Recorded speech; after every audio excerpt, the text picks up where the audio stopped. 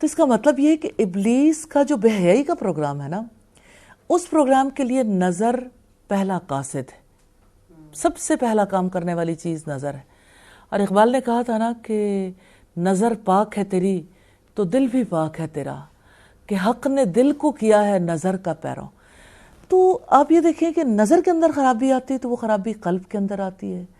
آپ جو کچھ سنتے ہیں، اگر سننے میں کوئی بے حیائی کا ایلیمنٹ شامل ہے، یعنی ایون میں تو یہ سمجھتی ہوں کہ غیبت کرنا بے حیائی نہیں ہے۔ اللہ سے حیا اٹھتی ہے نا جب انسان کسی انسان کی عزت کی دھجیاں اڑانا چاہتا ہے، جب کسی کا امیج بریک کرنا چاہتا ہے تو اس کے دل سے حیا اٹھتی ہے، یعنی اس کے دل میں کسی کی مروت لحاظ نہیں رہتا اور اللہ کے حکم کا پاس اور لحاظ نہیں رہتا۔ تو یہ پاس، لحاظ، مروت حیا کی وجہ سے ہی آتی ہے نا انسان کے اندر۔ اسی طرح سے آپ کی گفتگو میں جب آپ کو کوئی چیز روکتی نہیں ہے اور آپ بے لگام بولتے چلے جاتے ہیں تو اس کا مطلب یہ ہے کہ یہ بے لگام بولنا جو ہے یہ بنیادی طور پر بے حیائی ہے۔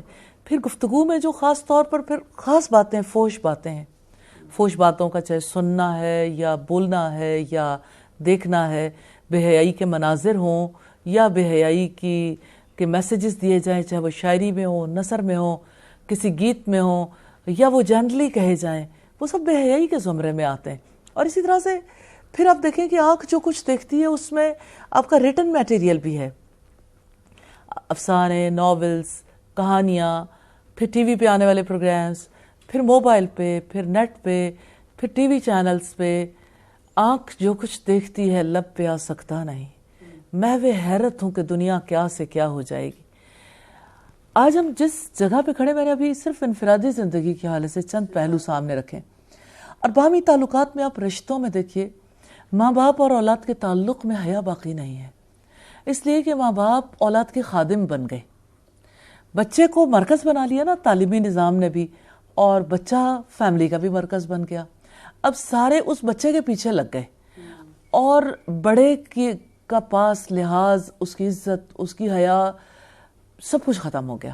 یعنی یہ نہیں ہے کہ ہر جگہ پر ایسا ہے، لیکن یعنی اوور آل سوسائٹی میں یہ زیادہ بڑی چینج، بگ چینج آ چکی۔ اب وہاں پہ پھر یعنی اگر بچوں کی طرف سے دیکھیں تو وہ دین جو ہمیں یہ کہتا ہے وَلَا تَقُلْ لَهُمَا اُفٍّ، کہ ان ماں باپ کو اف بھی نہیں کہنا، وَلَا تَنْهَرْهُمَا، ان کو ڈانٹنا نہیں ہے، وَقُلْ لَهُمَا قَوْلًا كَرِيمًا، اور ان کے ساتھ عزت کے ساتھ بات کرنی۔ انہی بچوں نے بڑے ہونے پہ ماں باپ کو اولڈ ہاؤسز میں پہنچا دیا۔ کیا آج ہماری سوسائٹی میں، مسلم سوسائٹی میں، جہاں بر الوالدین بنیادی یعنی تعلیمات میں سے، اس سوسائٹی میں اولڈ ہومز آباد نہیں ہیں۔ تو اولڈ ہومز میں آپ ماں باپ کی کیفیت کو تو دیکھیں کہ وہاں پہ ماں باپ کس صورتحال سے دوچار ہیں۔ حیا اٹھ گئی نظروں سے، اولاد اس رشتے کے احترام کرنے کے قابل نہیں رہ گئی۔ اسی طرح سے شوہر بیوی کے درمیان جو تعلق ہے، تو اس تعلق میں یعنی اللہ رب العزت نے شوہر کا حق زیادہ قرار دیا ہے بیوی کے لیے۔ جب اس کی شادی ہو جاتی ہے تو ماں باپ سے بھی بڑھ کر شوہر کا حق ہو جاتا ہے۔ لیکن بیوی، آج کی عورت اپنے شوہر کے ساتھ جو تعلق رکھتی ہے، وہ اپنے آپ کو کسی بھی طرح سے اس سے کم محسوس نہیں کرتی۔ میں یہ نہیں کہتی کہ اسے جسمانی طور پر کوئی کمی لاحق ہے یا اسے اعمال کے اعتبار سے کوئی کمی لاحق ہے۔ اعمال جس نے بھی بہتر کیے اس کا درجہ بھی بلند ہے، اس کا اجر بھی زیادہ ہے، لیکن ایک رشتے کا لحاظ پاس ہوتا ہے نا، وہ لحاظ پاس نہیں رہ گیا۔ بیوی شوہر سے بات کرتے ہوئے یہ احتیاط نہیں کرتی کہ یہ میری جنت بھی ہے اور یہ میری دوزخ بھی ہے، کہ اگر میں نے اس کے ساتھ کوئی اونچ نیچ کا معاملہ کیا تو اللہ کے یہاں میرا کیا مقام ہوگا۔